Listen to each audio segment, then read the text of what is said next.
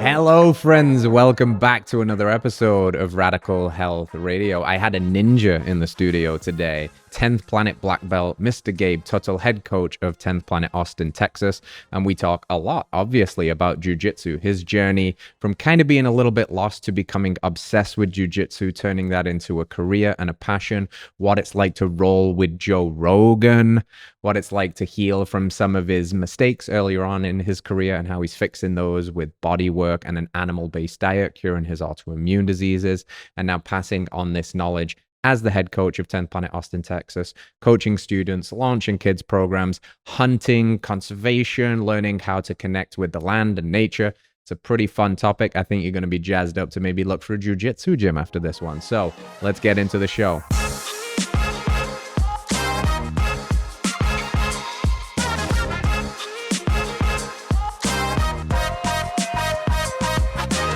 Welcome back to the show, Radical Health Radio listener. Today, I have Gabe Tuttle in the studio, head coach of 10th Planet Austin, Texas, which is a Brazilian Jiu-Jitsu gym, no gi. Now, if you've been watching this podcast for a while, you'll have heard me drop the BJJ, the submission wrestling for, a lot because I'm a big fan of this and I want to get people involved in stuff like this. So I'm very excited to talk to you today, Gabe, but some of our listeners won't really know what BJJ is, what Jiu-Jitsu is. Sure. So if you could explain Jiu-Jitsu to me like I was a Labrador and simplify it, like what is Jiu-Jitsu?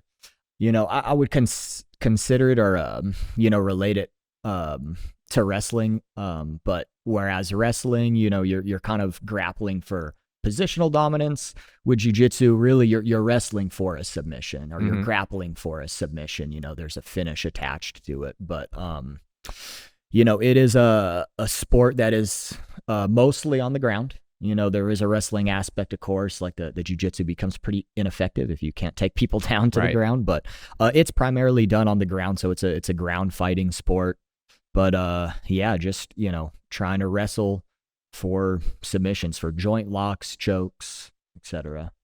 Jiu-jitsu has exploded recently. I mean not super recently, but it's gaining popularity all the time. You can go to even like middle of nowhere towns in America now and sometimes find a brown belt or a black belt coach in a class. I'm from a small sleepy town in Cookeville and we have a black belt there at a 10th Planet school and he is so legit and I'm so happy to see jiu-jitsu spreading so much. Where was your entryway into jiu-jitsu? Where did it start? What's the journey been like? And you're a black belt now. Take us on the ride. Yeah. So, I think jiu-jitsu started getting really big, kind of just parallel to MMA getting so big. MMA has exploded in the last like 20 years, especially, which is kind of when I started following the sport, was like early 2000s. So that's how I got introduced to jiu-jitsu initially. And then over the years, listening to podcasts like Rogan, of course, is like a big proponent of jiu-jitsu, pushes it a lot. And Eddie Bravo Radio, back in the day when he had his podcast. But, I've always kind of had an affinity towards grappling, even as like a kid, just kind of a crazy, energetic kid, wanting to roughhouse and wrestle all the time. But really, I just got introduced to it through being a fan of MMA. And eventually it just made sense to go check it out, hearing unanimously good things about what the training did for these people's lives, sparked my curiosity enough to go in and check it out. So I think like the first jiu-jitsu class I took was, probably when I was like maybe 18 or 19, me and my, older brother, Joel, we went out to a local gym in San Diego. I was born and raised in San Diego, so spent a lot of years out there before I moved out here. But for whatever reason, when I was like 18, 19, I just wasn't in a place in my life, I guess, where it really like took hold of me. And it took me a few years to kind of circle back around to it. So when I was in my early 20s, at this point, again, I finally kind of circled back around to it, trying to get a little bit more serious about like my health and just like my activities. I didn't have a ton of direction when I was like in my early 20s, like out of high school. I was kind of just going to college, going through the motions, trying to get like a general ed type of associate's degree. I didn't even know what the hell I wanted to do. And I was just looking for some kind of activity and like a community as well. So I finally circled back around to jiu-jitsu. Thankfully being in San Diego, especially at that time, that was like one of the meccas of jiu-jitsu in the world, SoCal, you know. Now I think it's actually moved to Austin. Here in Austin is now probably what most people would consider the mecca. So I've been very lucky throughout my whole jiu-jitsu journey and career being around a lot of high-level jiu-jitsu. But I went into kind of a local MMA gym down in San Diego. I always did want to train at a 10th Planet, but at the time, the nearest 10th Planet to me was in Vista, which is like way north San Diego. So it was probably like looking at like probably a 2.5 hour commute daily to go train. So I was like, you know what, let me just try to get my feet wet again and just see if I'm going to stick with it this time. So I started training at this local MMA gym. I even had intentions of like doing striking and pursuing MMA a little bit too. But very quickly, the jiu-jitsu kind of just took over my interest, and that's where I was putting my energy and focus into. And after a few months, I had recognized that I was going to do jiu-jitsu for forever. Yep. I was already in it. And I also recognized that like the small MMA gym that I was at had kind of a low ceiling. Obviously I was not thinking about how I was above the instruction there and the training partners there, but I could just recognize that, hey, if I'm going to be in this forever, I think I want to be in a school that has a higher ceiling where like it will take my growth from white to black belt. Because at the time, really the main training partners that I had there at that small school, we did have a black belt instructor. But then it was like, I think we had like maybe 2 blue belts in there and then just a handful of white belts. So, again, San Diego being such a hotbed for jiu-jitsu, again, especially at that time, I started looking around for some other gyms, and I found another MMA gym that had a good no-gi program with a couple like really high-level instructors, but about probably 4 or 5 months into training there, I saw that this other small little MMA gym was hosting Eddie Bravo for a seminar. So again, like I mentioned, I've always been interested in 10th Planet, always resonated a little bit. So I went to that seminar, and I had like no idea that there was actually a 10th Planet San Diego opening up. So I actually showed up for this seminar just thinking Eddie was doing a random seminar at some random MMA gym. But when I showed up, I saw Richie Martinez there, Gio Martinez was there. And like I had already known who they were just from watching like the early Eddie Bravo invitationals. Yeah. Super exciting grapplers. If I don't know if you've watched them compete much, but super interesting style, right? Yeah, very interesting style, but also just super exciting. Those guys are always going for the kill, never a boring match. So I had already known who they were, and they both have a look too, especially like Richie. Yeah. He's got a look. So I was like, oh shit, that's Richie Martinez. Yeah. So come to find out, after the seminar, dude, there's a 10th Planet San Diego opening up like 15 minutes from me. Nice. So I actually did have intentions of doing some cross training. I was still going to be at this other MMA gym, like training in the gi a little bit and, doing some MMA over there. And then I was just going to do no gi with 10th Planet San Diego. But after like a few months, probably, I had only been training at 10th Planet San Diego. I had not even went down to the other gym. So I was like, you know what? This is probably just where I need to be. Yeah. So I canceled that other membership and started training like full-time, real seriously with Richie and Gio down in San Diego. And yeah, man, the rest is just kind of history. Like I said, I really, early on in my training, really realized that this is something I wanted to do forever. So man, it just engulfed my whole life, like right from the beginning as a white belt. I was like, I wasn't even a year into my training, probably by the time I found Richie. So I liked what you said, because a lot of your stories like resonate, and it's similar to mine in a way. Like you were kind of like a little lost on that purpose, and jiu-jitsu became that for you, and now look at what you're doing as making your living doing it. It's a trip. And I was doing similar thing. I was training for MMA. I actually ended up competing in MMA for a bunch, and I had the same feeling of I wanted to put myself in the Shark Tank and go with the big dogs. So I flew out to TriStar Canada to train at, with GSP and those guys. I got my butt kicked for a month out there, but came back better. And the one thing that I always loved throughout all of my MMA training was Jiu Jitsu, though. I fell in love with it. I think it's, this human element of chess, the almost like philosophy of jiu-jitsu is fascinating, and the physicality of it, and the roughhousing that you said you craved when you was a boy, and just this boisterous, like, oh, we get to fight and then we get to hug afterwards and then we get to bond over it. It's so sick. But my path's taken me away from it and then back to it. I've always loved jiu-jitsu. One of the things that is kind of commonly accepted in jiu-jitsu, I guess, is that it takes about 10 years-ish to get a black belt. You did it in about 5.5. So yeah, fast track. Yeah. What made you special or different, I guess? Man, just my obsession, like, it's funny, people sometimes are like, oh dude, you're addicted. I'm like, no, I'm not addicted. I'm obsessed, and there is, I think, a clear difference between being addicted to something and being obsessed with something. And it, that line sometimes is a little bit, fuzzy. But like I said, it just engulfed my whole life. So I was literally training like 3-4 sessions a day. Oh, wow. 5 days a week, and then training also on the weekends, doing open mats and stuff.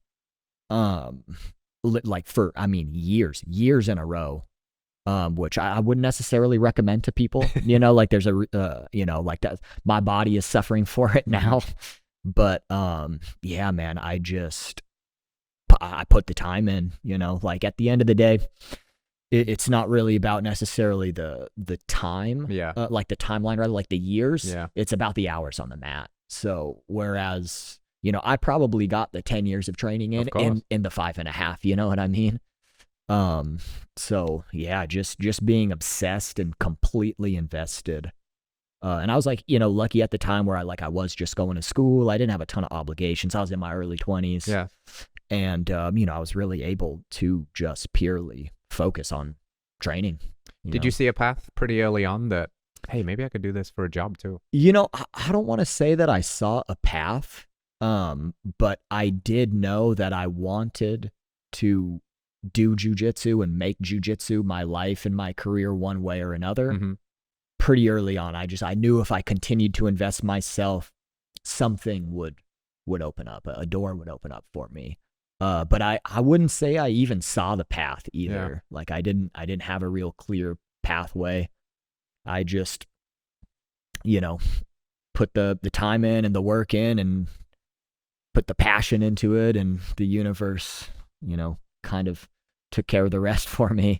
There's some age-old wisdom in that, brother. You just keep doing what you love, and the rest will kind of figure itself out. Like, where's the move then from SoCal, the previous Mecca of Jiu-Jitsu, to now this Mecca of Jiu-Jitsu? For the listener, we've got just a crazy abundance of gyms and big names in the Jiu-Jitsu space now. Did you come here for that reason? Did it just so happen to coalesce in that way? Yeah, I just got lucky, man. My timing, I just got lucky.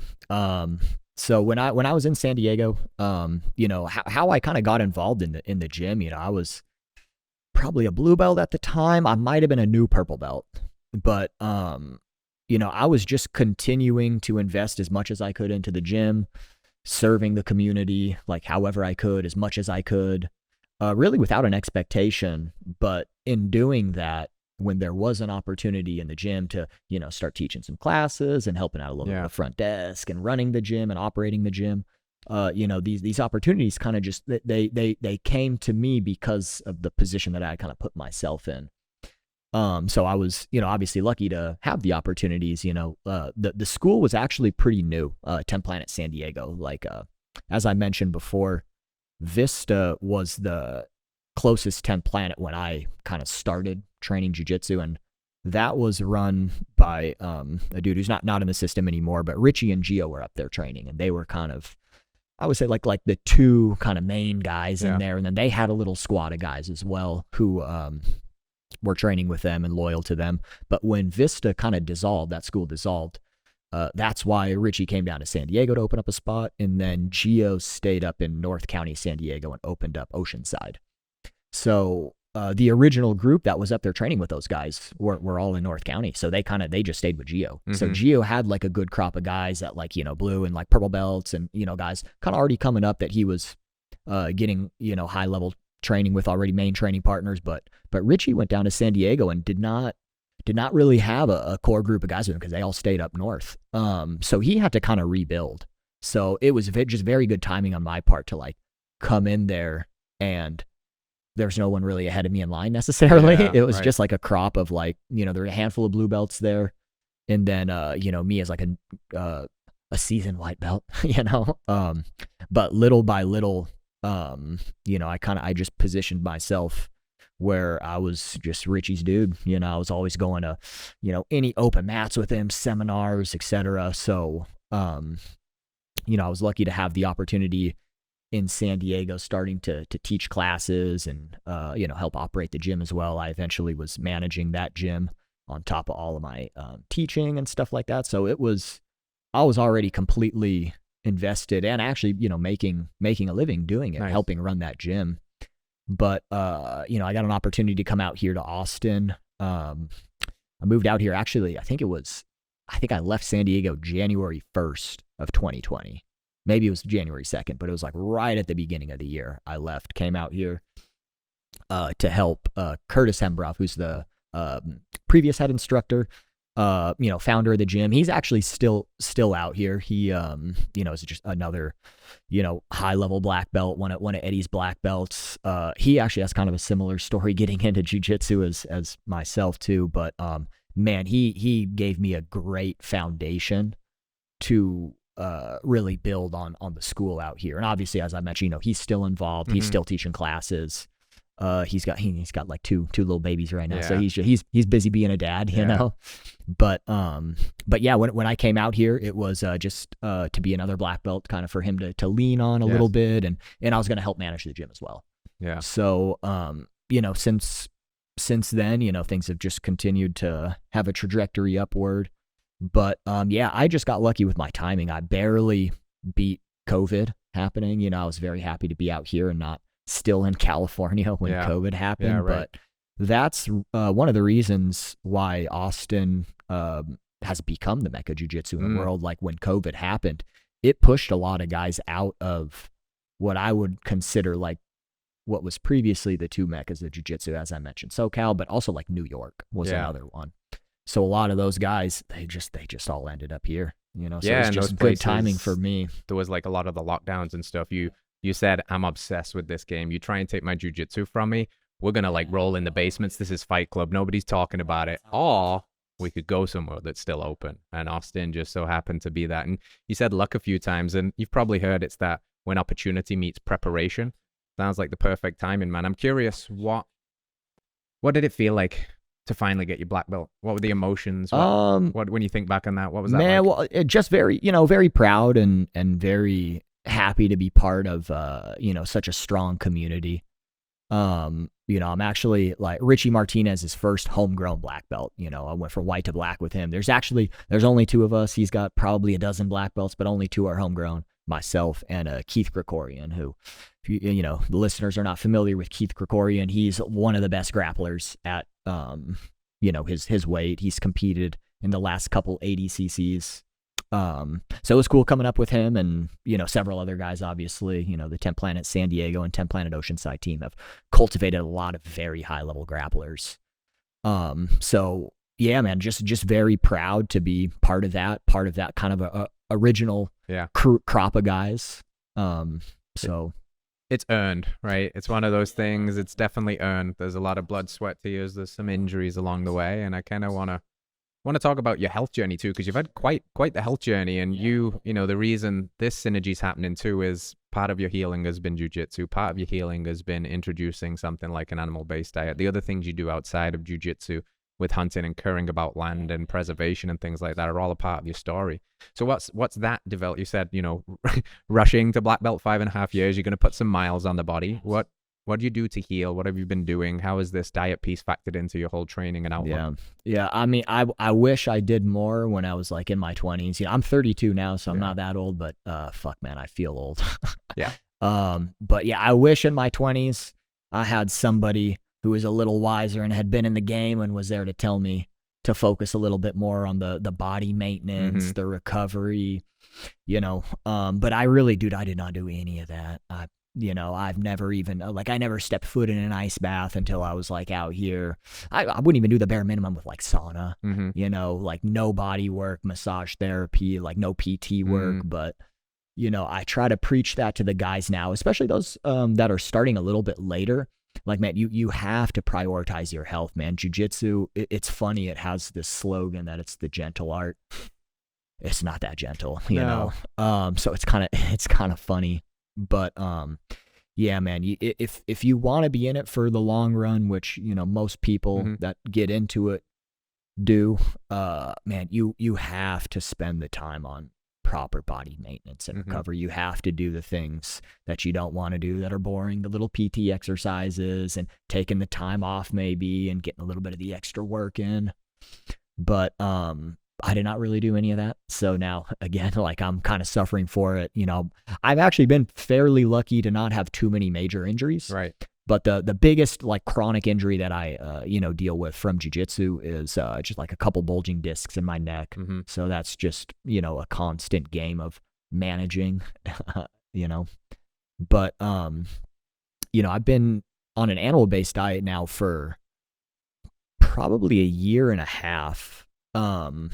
I actually started it just with the intention of doing like 30 days. It's one of the 30-day challenges, and I was like, fuck it. I'm just going to give it a try. I've, for the last several years, at least maintained a fairly healthy diet, cutting out a lot of the processed food, trying to minimize the sugars and like the things like that. But, it was always kind of hard for me to stick to a particular diet that I really felt good with.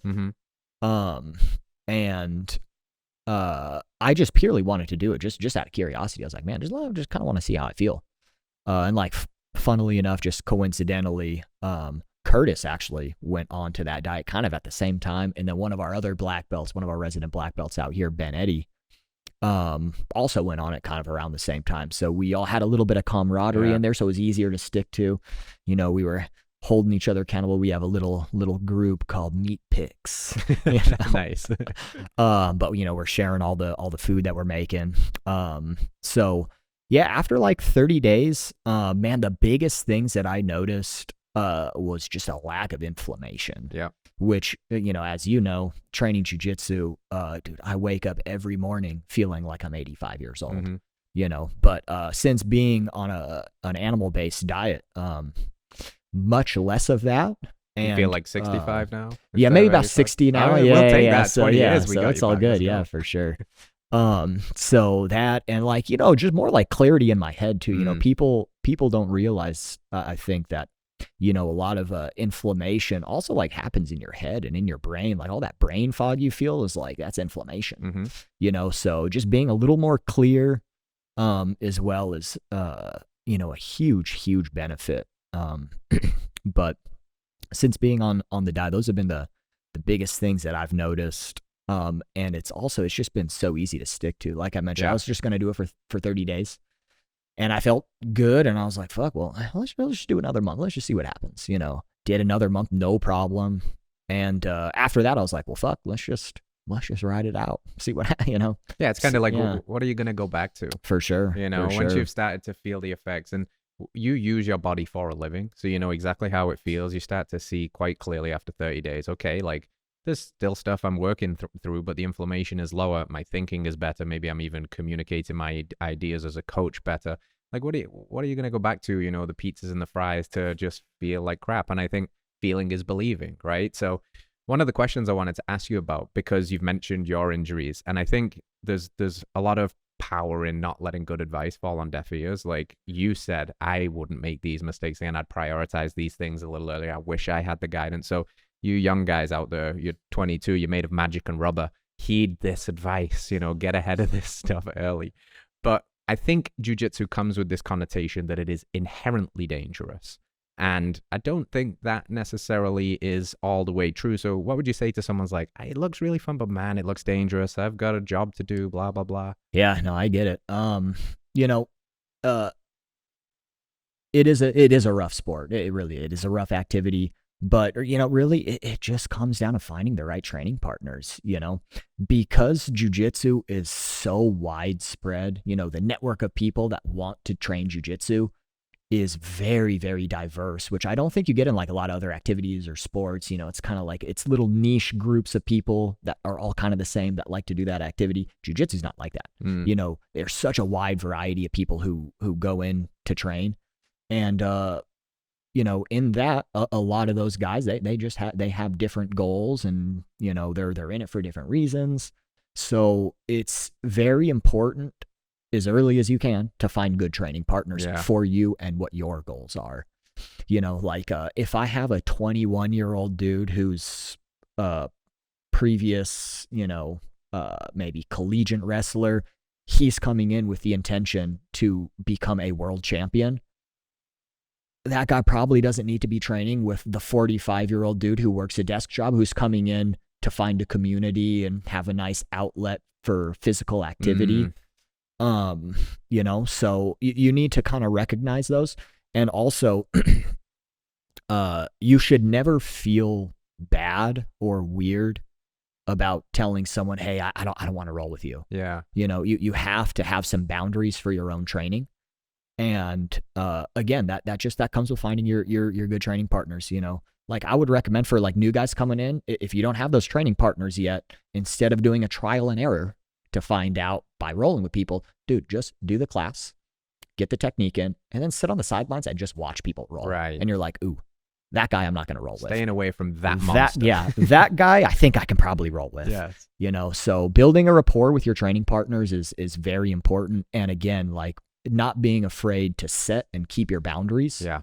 Because again, like if you're going in as again, like a 45-year-old dude who, works a desk job, has a family, they're not trying to get that crazy. No. Dude, you don't need to be getting those fucking crazy rounds where there's like high impact, you're butting heads with guys. Yeah. But, that 21-year-old dude that I was talking about, like, if he has intentions to become a world champion, well, that probably is training he needs. But again, there's plenty of guys for him. And there's plenty of guys that are going to train at a slower pace and have a more technical, fun, engaging round. So yeah, you got to find the right training partners and set and maintain your boundaries. I like it. I'm reflecting now on the few times that I have been injured in jiu-jitsu, and it was saying yes when I probably should have said no. For sure. It was maybe rolling with the guy that is like 275, who realistically, that's never going to be a guy I compete with or whatever, but well, let's do it. And then, there goes my rib or my intercostal muscle or my knee. For sure. Yeah. There's more margin for error with guys that are that big, like even if they're not trying to, like they're not rolling like a spaz, like just if you zip when you should have zagged and you take the weight in a way that we weren't really anticipating, it's less forgiving when it's a 270-pound dude rather than a 175-pound dude. Yeah, no doubt. So, I came up never saying no to a roll. And also being like one of the smaller guys in the gym coming up too. It's tough, man. Like people also don't understand too that even if I'm in there, if I'm rolling with a dude who's 270 and I beat him up, it is still very taxing on my body to do that, like against a 270-pound man who does not want to get strangled by me. So even if I put it on him and I do strangle him, it's still a lot of wear on my body. So you don't even have to be like losing the roll necessarily to take that damage from rolling with guys that are that big. Yeah, I feel that. I'm curious, like this is an interesting topic for me because we like to do these like mental Godzilla versus King Kong matches. And in my head, jiu-jitsu kind of came into popularity because it was the art of the smaller man being able to manipulate the bigger man and submit him. And it really blew up when Royce Gracie came into the UFC as a small guy, probably like 185, and he was tapping out these 225, monsters, and people were like, wow, so inspiring. This gets interesting because on one hand, you want to say size doesn't matter at all. And on the other hand, like with the extremes, it starts to matter a little bit. And then when there's a bit of competency involved, size and strength does matter. One of the things I'm curious to hear your thoughts on is like very much about jiu-jitsu for everyone. I think like it's a wonderfully empowering and confidence-giving thing for a woman to learn. And, where do you think the boundaries are? At what level does somebody become so competent that they can start to outpower not outpower, but out technique and survive and defend themselves against a significantly larger human? Like, if we think about Jiu Jitsu from the lens of self-defense for women, they're usually going to be framing that as like, all right, I'm outweighed by a man that outweighs me 40 or 50 pounds, is physically going to be stronger. But there's a certain mastery, there's a certain level, because I've rolled with some of these ladies and they'll kick my ass. Like, there's a certain level where that becomes really confidence giving. I know it's a tricky question and there's nuances, but where would you say that like level of confidence and competence comes in? First of all, I do think that a little bit of training goes a long way. Like literally 3 months of training will serve you pretty well versus someone with zero training, like no training. So a little bit does go a long way. However, especially when there's just a massive weight discrepancy and maybe the dude's like just kind of athletic, man, it can be tough. So I actually, I try to be careful about the level of confidence I try to push onto, like, especially females, if they're in there and they have, the idea that with 6 months of training that they're in no danger from a dude and they want to try to engage with them if something ever happened, that is not ideal. Like the first response should always be to try to separate and run and get away from the problem. 100%.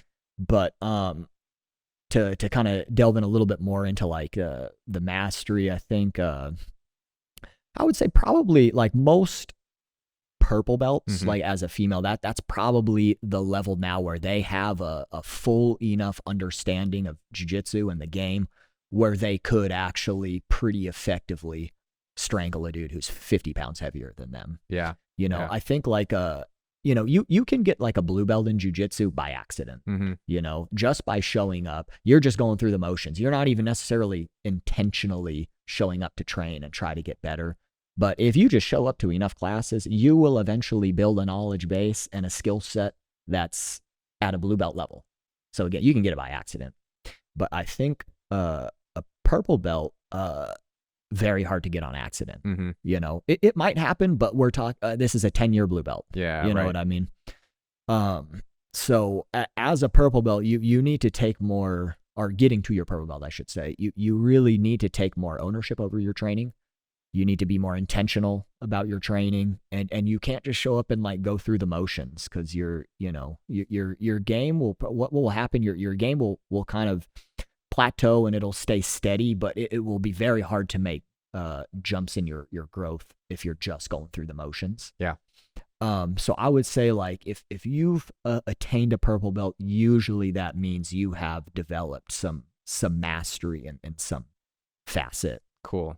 Yeah, that's where I'm at. I'll take that. Some mastery. A little bit. Just enough to keep me out of trouble. But if I end up in trouble, just enough to help me survive. Yeah. But yeah, I mean, I liked your point. It's something I talk about a lot. Like with men's work, one of these like codes of conduct, if you will, is be dangerous, but not a danger.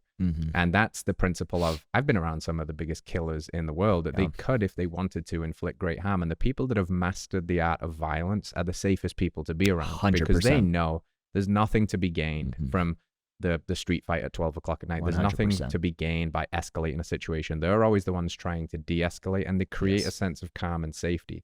I know you'll have experienced this firsthand, but knowing how to be physically violent and competent doesn't make you want to do it, but it gives you an enormous sense of confidence that I can go pretty much anywhere in the world and I just feel okay because I've worked hard and I have a certain level of mastery over my mind and my skills. And I think it's a really empowering thing for people to feel. Yeah. I do have to ask you this. I have to ask you this. How good is Joe Rogan at jiu-jitsu? Joe's a legit black belt. It's funny sometimes when you see like celebrities get belted in jiu-jitsu, you're left to wonder. You're like, man, is that a celebrity belt? Yeah, right. What is their skill level really? Joe's a black belt under Eddie Bravo and Jean-Jacques Machado. Neither one of those guys are going to give you a black belt unless it's legitimate. So yeah, no, he is. He's a legitimate black belt. Yeah, he is. That is not a celebrity belt. That was handed to him. He spent like 8 years as a brown belt too. That's what I mean. Like Eddie did not give him a black belt until he was like, oh shit, okay, it's real now. Yeah. You know, and then shortly after, you know, Jock gave him his black belt as well. So yeah, you know, you really just have to look at the lineage, you know, and the lineage does not get more legit than fucking John Jock Machado. Yes. And obviously like Eddie's directly under John Jock. So Yeah. you know, John Jock he is one of the greatest of all time, you know. I've heard stories of John Jock, even now, like I think John Jock is maybe in his late 50s. But I know some guys that have trained recently with John Jock, like just within the last few years. Very good guy, very high level black belts. And they're like, dude, I can't do anything. He fucking smashes me. Like I cannot do anything. And for those who don't know, he's effectively only got one hand too. Yeah. And that's how, you know, Eddie really, what helped Eddie develop the no-gi system of like 10th Planet, because John Jock, you know, coming up in the gi, obviously grips are very relevant, you know, grabbing onto the lapel, the sleeves, you know, etc. But he was, again, only able to do that with one hand. Yeah. So he developed an overhook and underhook game for his clinch. And then that directly translated to Eddie when he was trying to really create this no-gi style, you know. And when Eddie, when he was creating 10th Planet, it was with MMA in mind. Mm-hmm. You know, it hurt Eddie to see Jiu Jitsu guys go into MMA and get beat up. Mm-hmm. It hurt him, you know, being a Jiu Jitsu guy, to see that, because they would go through all this trouble to like try to get to a guard and there's no grips and they did not know how to keep a clinch. You know, it just did not translate. The gi did not translate to MMA for that reason. So Eddie developed this whole system of clinching without those grips and working to no gi to give people in MMA a better system of clinching and attacking.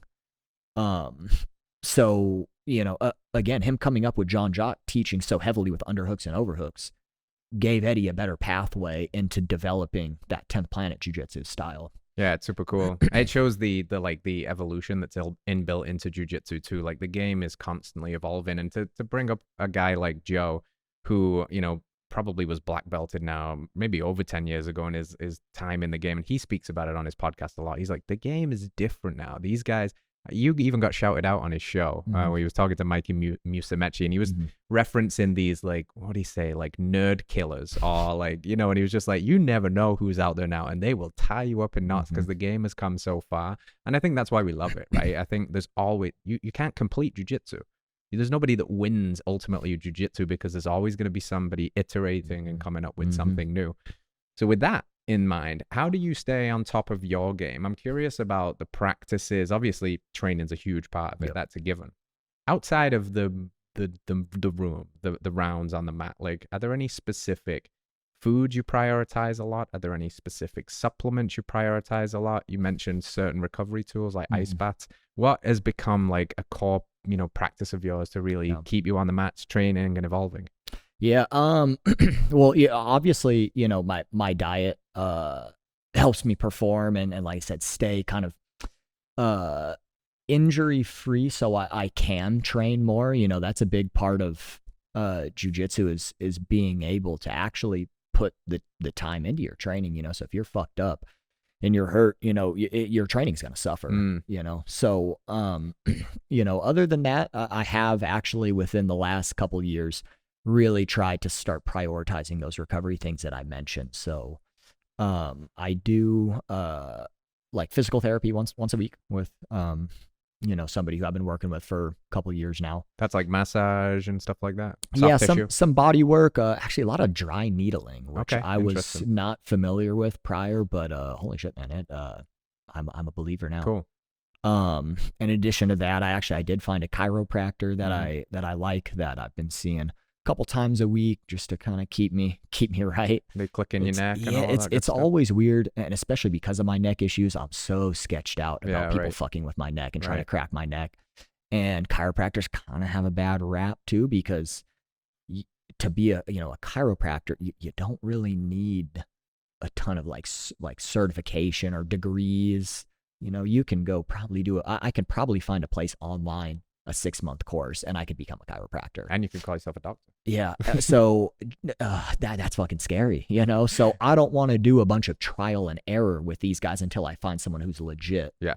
So I've stayed away from that for a long time, but luckily I did find one recently who has helped me out a lot. So, regular chiropractic work, regular PT work, and then regular sauna, cold plunge, proper diet, man, just really helps me be in a position to be able to actually get the most out of my training sessions. Jiu-Jitsu is pretty intense, especially if you're training at that high level. Potential ideas of competing in particular, it's highly glycolytic, highly explosive, and also long. Your rounds, you might be doing 5 or 6, 5s or 10s even. Yep. Obviously protein for rebuilding. I'm curious your relationship to carbohydrates for fuel, and you've mentioned the animal-based framework for a while. Do you typically stick to things like your fruits and your honeys and your raw dairies? Like, what's your primary fuel there? Yeah. So obviously, the bulk of my diet is meat, and I'm lucky that, since getting into hunting, I've had some friends kind of take me under their wing and have some good experiences hunting, and I was able to put a lot of meat in the freezer this like last season or last year. So I eat a lot of wild game. That's the bulk of my diet, of course. But yeah, I do eat a lot of raw dairy, raw cheese, a lot of raw milk. But the carbohydrates, typically just comes in the form of fruit. Sometimes I'll get some sweet potato in there too, if I'm really feeling like I need a little extra. Yeah. And honey too. Raw honey is great also. Awesome. I'm trying to shift a little bit more off. When I've gone through some periods over the last like year and a half or so since I've been on this diet where I'm just like heavily just gorging on fruit. So I'm trying to balance it out a little bit more. Yeah. But yeah, that's usually every now and then I might have some rice too. But right. Again, that's just really if I feel like I need it. But typically, it's just fruit for the carbohydrates. Love it. Days when I'm lifting, I'll do some sweet potato. Yeah. I want to circle back to this hunting conversation in a second, but before we do, I want to kind of, close the loop on the jiu-jitsu thing here. And I want to talk about a clip that I saw going around recently from a very controversial figure in the space known as Andrew Tate. And this video was him basically saying that jiu-jitsu is unrealistic. It's not a good form of self-defense. It's going to get you in trouble if you think your jiu-jitsu is going to save you. I have my opinions on that, but I'm curious what your opinions on that statement would be. Sure. I haven't seen the video, so I'm not quite sure of the full context, but I will say that a lot of people do have a false sense of security with their jiu-jitsu. Like if you are not doing jiu-jitsu with strikes, it will be a rude awakening if you're trying to play guard on someone and you get smashed with an elbow. So I think it is relevant. It's good to do every now and then with your training partners. Roll with strikes. You don't have to be trying to kill each other, but you need to know where the danger is at. So I will say, like, your average blue belts walking around that think they're fucking invincible are probably not as invincible as they think they are. However, jiu-jitsu, as far as like a one-on-one self-defense scenario, I think is absolutely the most effective martial art that you can do, especially, trying to keep your opponent, I guess, kind of safe, Right. Like the last thing that I would want to do if I get into a scenario and I fucking head kick somebody and they hit their head on the concrete, now I've got a manslaughter charge. Yeah. That is not ideal. Much safer for the other person, obviously, but also for myself to fold them with a body lock, strangle them, and then flee the scene. You know what I mean? Going home.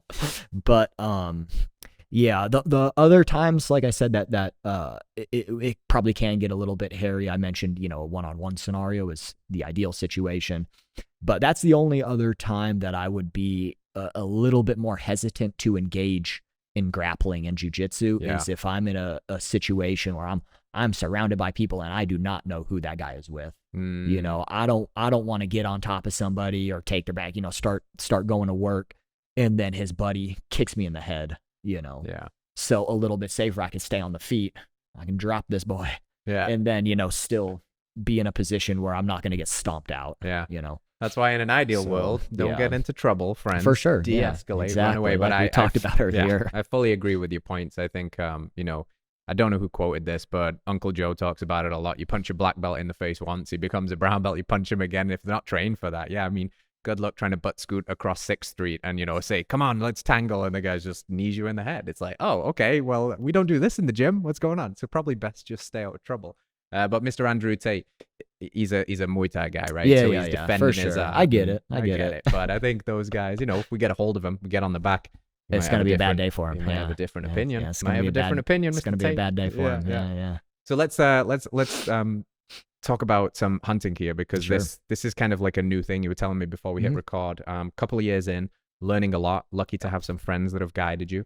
I'm curious, firstly, if there's any parallels between jiu-jitsu and hunting, but also just what you've learned from the process of hunting, being able to really like reconnect to that kind of full circle of life, putting meat in your freezer, taking the kill shot. What's that been like to learn?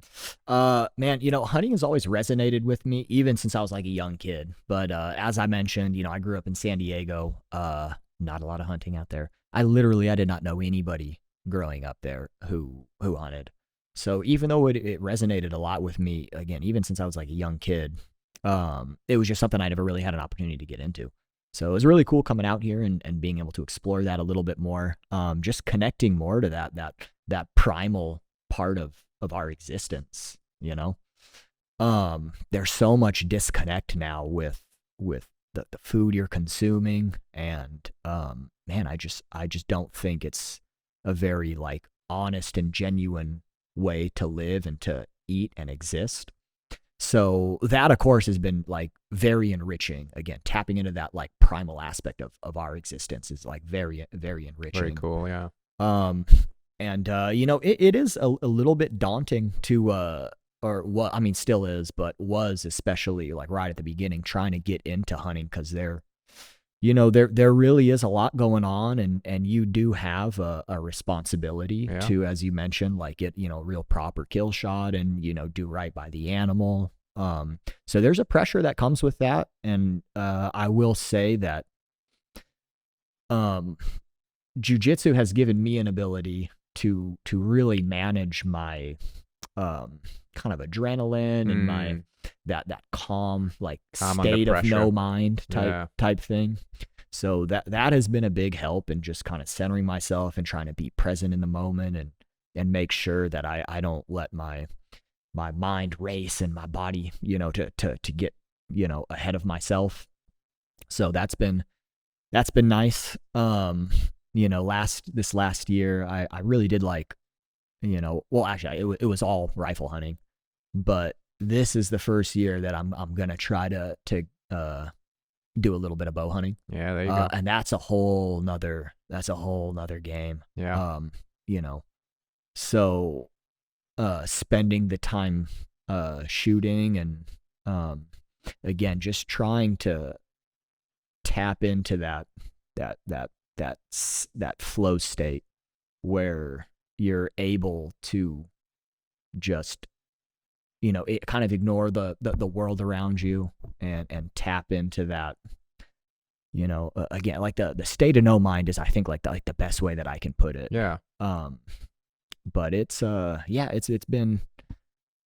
definitely been an experience. There's a book I've read it, but I might be butchering the name, but I believe it's called Zen and the Art of Archery, and it's all about that. It's it's this moment, and I would love to learn to hunt, and it's one of my goals, and I need to find somebody that will teach me, because I don't want to just read a magazine or watch a YouTube video and think I'm Cam Haines, right? So I want that guidance. But I've been learning to handle my weapons, and I've, shooting a bow and things like that. And there's something just incredibly grounding and mindful inducing about that moment, right? Like it's the tunnel vision in one sense, nothing else matters. It's that flow, it's that no mind. And I think in a sense we love those experiences. We chase those experiences, whether that's 10 rounds deep in jiu-jitsu, where you're basically just like, the mind's gone, you're just flowing now, you're in there, because it's peaceful in the chaos, right? Yes. Like the chaos of the hunt, you've been in there maybe 2 days, you're up and down hills, like are we going to get anything? And all of a sudden there's like, just time dissolves, and must be pretty like crazy and powerful to be able to take that shot and then go up to that animal and see like, wow, I did it, and then pack it out and then get it out, and then all the way through consuming that must be Yeah. quite just quite powerful, I guess. Yeah, absolutely. I mean, it definitely makes you, much more appreciative of, of the food that you're consuming. All the work that went into it. Again, like the pressure that you put on yourself to make sure that it's done the right way. Um, so yeah, absolutely powerful. And yeah, like you mentioned too, one thing I want to like circle back to is that, that kind of flow state that you enter into. Yeah, archery is similar to jujitsu in that sense, where it does force you to kind of get rid of everything in your mind. I'm a very like busy minded person, like just going through day to day, like my mind is always racing about like all sorts of stuff, and it's it's exhausting, But jujitsu, one of my favorite things about jujitsu is like when I am training, when I am on the mats, that's not happening. My mind is not busy. I'm like very centered, very present. Living in the moment is like, it's difficult for me. It's hard for me to be present. And archery and hunting is something that forces you to be present, because if you're thinking about all this other shit, then you're not going to get the result you wanted. Exactly. And I'm not even talking about necessarily when you take the shot, but just when you're out there trying to stalk or, trying to like be quiet if you're, in a stand, whatever, like you need to be there in order to perform. So if you're, super distracted with other stuff, that's not happening. Yeah. So, That's a great lesson for life too, right? I'm sure that if it came down, whether it's competition day and your mind's not in it because you're fighting with your girl or something, then you go out and you get heel hooked in 10 seconds. You're like, well, that sucked. It's Absolutely. like, well, yeah, you can't be here. Same thing with the shot, but same thing with just, like you said, I think a lot of us will resonate when you said the exhaustion of this busy mind. I feel like a lot of us have that. Yeah. It's a blessing in one hand to have a brain. It's a curse on the other hand because it never shuts up, and we seek these moments of peace, and we've got to find the thing that gives us that. And it sounds like you've got that in a couple of areas with this hunting and with this jiu-jitsu, and now being able to pay that forward as a coach. And we're going to get into a couple of callers here in a second, but I'm curious, what you enjoy the most about the coaching aspect of jiu-jitsu, because I'm guessing for a long time in your career, it's always just been about you're trying to get better, you're being coached, and now you're the head coach of a pretty great gym with a great reputation, a lot of students. What do you enjoy the most about being a coach? I've actually always loved teaching. Yeah, right. Like even when I was kind of earlier on in my training, and I I was focusing on competition for myself and stuff like that. I actually always enjoyed teaching and coaching probably more. So it was kind of natural for me to come out here and assume that role when I did. But man, I obviously, it's very fulfilling and like satisfying to see your students doing well, but and like, learning technique, but man, it's different, and it's so cool when you see them like competition too. Like, I've got some students, obviously like, I try to put as much of my jiu-jitsu game as I can on all my students. The way that jiu-jitsu is though, obviously you're going to take just certain parts of all your instructors' games. And, thankfully we have a strong coaching staff with, several instructors. So you see parts of, like Curtis's game and Ben Eddy's game.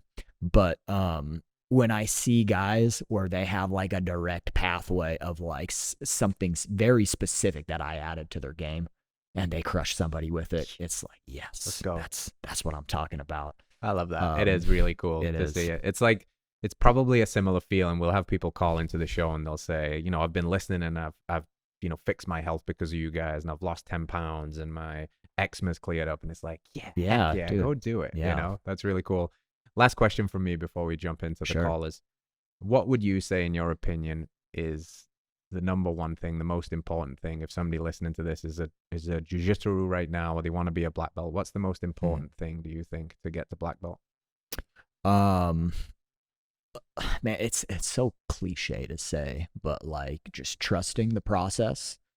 And actually, I just had this conversation with one of my new students the other day. He's only a few months into his training, and the conversation that I was having with him was, he came off to me kind of as like, kind of a perfectionist mindset. That's kind of the notion that I got from him, and I could tell that he was a little bit frustrated with his what he would perceive as like a lack of growth. And, you know, I just really was trying to encourage him, like, dude, do not overwhelm yourself. Don't let yourself get overwhelmed by what's going on. You know, there will be these moments, you know, I call them little like aha moments where like something will happen in your training, whether it's, you know, drilling technique during an instructional part of the class or during rolls where something happens live where you're like, aha, I see what's happening here with this. And then, you know, there'll be some time where you feel like you're in a plateau, and then there'll be more of those moments happening more often. And slowly the game will start to get put together. And, you know, jiu-jitsu it's a very fucking difficult thing to learn, you know, especially if you don't really have a background that would help facilitate success in jiu-jitsu. You know, it's the beginner stage of it where you feel like you don't know anything lasts a very long time. Yeah, right. And a lot of people, they get overwhelmed with that, Yeah. and they let that kind of take their joy of it away.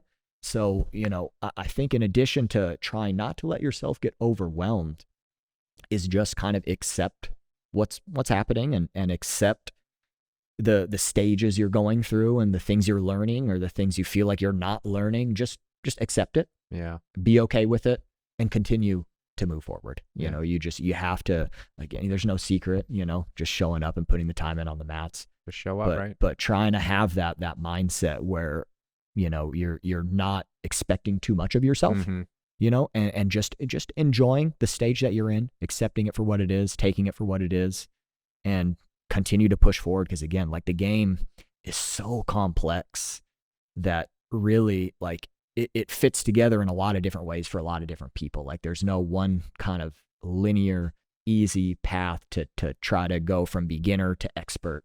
You know, the game, it's too deep. The web is too deep with jiu-jitsu. So you just have to let it happen the way it's going to happen for you, and you know, try your best to enjoy that process. And that answer right there is exactly why I love jiu-jitsu, because that is a perfect parallel to life. As I'm sitting back there, I'm like, life is like a game. You can gamify it.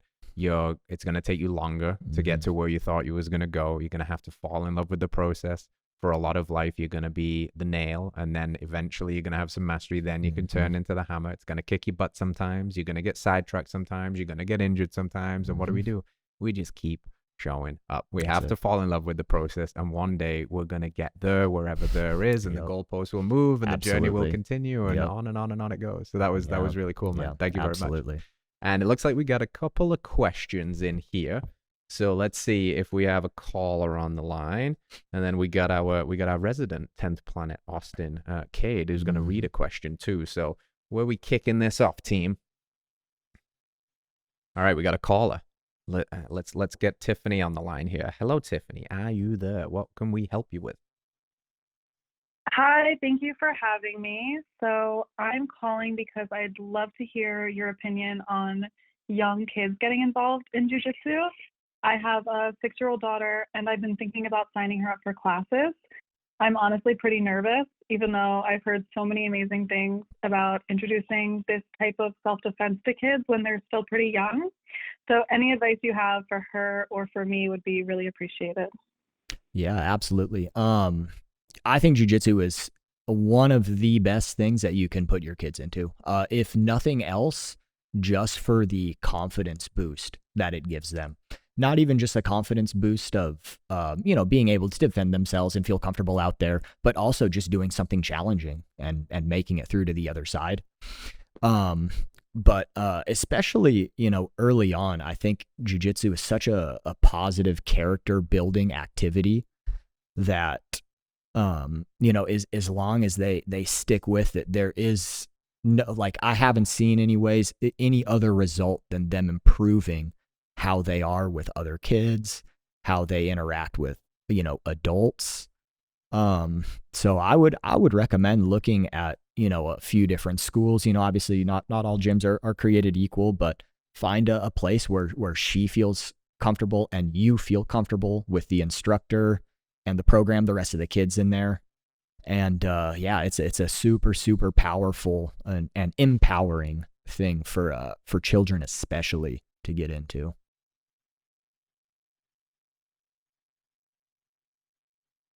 Oh, she dropped off. She got the wisdom Oh, though. no. I love it. Okay. All I was gonna add to that yeah, I did a lot of my growing up through jiu-jitsu, and I only wish I'd had it earlier. You Yeah, know, and I think what you 100%. said, like this like you know, giving kids some sense of confidence and mastery and structure, and like with the lineage we were talking about with John Jacks through Eddie, like there's something like classic and old about that and reverent about that I think is missing in a lot of our culture now. So I think Yeah, it's absolutely. I think that's dope. Okay, do you have some audience questions that you can read out too? Yeah, I do. These came in through our Instagram. Let's go. So the first one is from Copper. She asks, what's your go-to snack during long training days? If you have any go-to snack. I typically don't eat when I train. Fasted? Not even necessarily fasted, but at least like in the middle of the session, I don't really train. Like for me, the biggest thing is just electrolytes and stuff. So like I have, she got my water bottle with me right now, but What yeah, you just got in there, like element or something like that, or actually it's Relight, yeah. which is Redmond. the Yeah, the cool. Redmond electrolyte. So yeah, I just try to stay hydrated, keep the electrolytes in you. I think that's the most important thing when you're training, is just because you're sweating so much, you're working so hard, you just have to stay replenished with the hydration. If I was gonna have something in between a training session to eat, it would probably be kind of like a light fruit or something, maybe like a piece of a banana or some berries or something like that. I go like raw milk too, because it's Oh, liquid. that's a good 'cause it's option. liquid calories. I think it's a surprising fact for people too when you stack up milk against other drinks. It's actually a really good electrolyte drink. So Oh, interesting. I train super early and I don't want a lot in my stomach. And if I was doing jiu-jitsu super early, I definitely don't want a lot in my stomach. So like a glass of raw milk with a little maple syrup. Ooh, nice. Yeah, Yeah, it's good. we have a couple guys actually at the gym who also do that. Very heavy proponents. They got like full gallons of milk in Yeah, the right. fridge. They'll Yeah. run off the mats and just Yeah, there you go. fucking pound it. It's the best. Sweet. We got two more. The next one is from an athletic view. Which animal organ or organ supplement helps you perform and recover the best? Oh, cool. To be honest, I have a pretty wide variety of organ supplements that I take, and they're kind of all in a hodgepodge. So I don't do a ton solo usually. Like the organ supplements I'm taking is primarily like liver and heart, but you know, I don't usually do one specifically. I have, like I said, the little concoction. Yeah, I'm of with you them. on that. I think the only thing I'd potentially add in for, especially like jiu-jitsu athlete guys, because of the wear and tear on joints, maybe is something that's collagen rich. So like skin, her nails, something that's got that trachea collagen in it, bone marrow, that kind of Yeah, stuff. Drinking absolutely. bone broths, because liver and heart, you know, can't go wrong with those. Yeah, So it's throw in hard some to collagen beat. too. Yeah. Sweet. This is actually a personal question. What advice would you give to someone who wants to start rolling jiu-jitsu but is worried about getting injured? Yeah, just again going back to just finding the right training partners. You know, you need to be able to have a rapport with the guys that you're training with to do it safely. You know, again, especially if you're someone who's like, you know, your aspirations are not to be a world champion. You're just in there for the community aspect and to do something physical and fun and engaging that is also a workout. You just got to find the right guys to train with. And again, like setting boundaries that you know, are able to maintain. You know, that's really the most important thing. Beautiful. And do you think it is possible to maintain jiu-jitsu for a while without potentially getting injured if you kind of do it strategically? Yes, absolutely. You know, most people, I think, that run into these issues where, you know, they are getting injured and, you know, getting just feeling banged up all the time. It's because of one of those two things that I said. They're either not finding the right guys to train with, or they're not saying no and they need to say no. So absolutely, if you approach the game in the right way, and again, you're also spending the time focusing on your body maintenance, your recovery extracurricularly to your training, man, there's no reason why you should not be able to continue to do jiu-jitsu and actually like roll live, you know, until you're like, you're old, you know, your 70s, 80s. Yeah. You know, I don't know how much damage my body has sustained now. Like, I don't know where it will stop me, but at least I'm being smarter now. So I'm hoping that when I'm 70 and 80, I will still be rolling. You know, I might just have to roll with other 80-year-olds, or maybe some 15-year-old kids that are, you know, have not hit puberty yet. Maybe that won't beat me up. Be like the But- wise Mr. Miyagi on there, still Yes. flowing like water. That's But I the think, goal. yeah, a combination of that, finding the right gym. Most gyms as well, I think I'm right in saying they'll offer a free trial class, maybe even a free trial week. Try Mhm. bop around a little bit, get a feel for a gym. You might want more of that relaxed style, and then you might walk into Yeah. a room where you're like, yeah, I want to be with the killers because I see this stuff. I want to compete in ADCC one day. definitely. So you got to find the styles that mix. And adding one more thing to those extracurriculars, keeping inflammation through your diet as low as possible has to help. It has to help with your recovery. You're going in fully resourced. Other things like getting your sleep, as well as all the great stuff that Gabe mentioned. So great questions. Great chat, brother. Thank you very much for Yeah, that. absolutely. Tell the Appreciate the people invite. where they can, keep up with you, where you're active. And yeah. we've got a little surprise as well about a little documentary Okay. we might be working on. Yeah. I'm excited for that. That should be fun. Give a little insight into my world. But yeah, you can find me on Instagram. My handle is just my name separated by an underscore, so just Gabe_Tuttle. And then our gym's Instagram is at 10PATX. We also have a 10P Austin handle. So yeah, you can keep up with all the stuff we're doing in the gym. In addition to myself, obviously. And yeah, if you guys are ever in Austin, please come by, man. We have a great facility, and we offer more than just jiu-jitsu too. We have a full MMA program in there. Cool. A lot of striking classes, so a lot of options, and a lot of different training partners too. As I mentioned earlier in the podcast here, there's such a wide variety, diverse crowd of people that train. So we're lucky to have a big member base with a lot of different walks of life in there, and a really strong community. So that word's come up a lot, community. It's probably one of Absolutely. the best things about jiu-jitsu is the For sure. community. I absolutely adore it. It's full of good people. Do you also have a kids program at 10th We Planet do. Austin? We do. Yeah. Awesome. And in fact, we're actually in the process of kind of expanding our kids offerings as well. So in addition to running kids classes and a full kids program, which we have several coaches for, we're also going to be doing, I don't want to call it a daycare, but we're going to have, an opportunity for people to drop their kids off with us, and they'll get in obviously some good training, but also help with homework, and just be able to have a nice place for kids to interact with other kids in a nice environment where the parents can sneak away a little bit, whether they're going onto the mats to train or if they got to go take care of other stuff, whatever. So Super cool. yeah, within the next few months, especially, we're really going to be trying to put some energy into expanding our kids program and offerings. So, Very cool. yeah. Well, the world needs more of that, man. Absolutely. That's awesome. And very excitingly, Cade, who also trains with Gabe, is going to be following this guy through the mountains on a hunt and doing one of our animal-based stories as a little mini documentary as well. So keep your eyes peeled for that. The filming will commence soon and be available probably the end of November. So you can get an insight into this man's world and what he does outside of when he's spitting fire on the podcast mic. So follow, you know where to go. Team, thank you. We'll see you again next week. Be well. Go find a jiu-jitsu gym. Let's do it. Thank you, brother. Yeah, appreciate you guys. Peace out.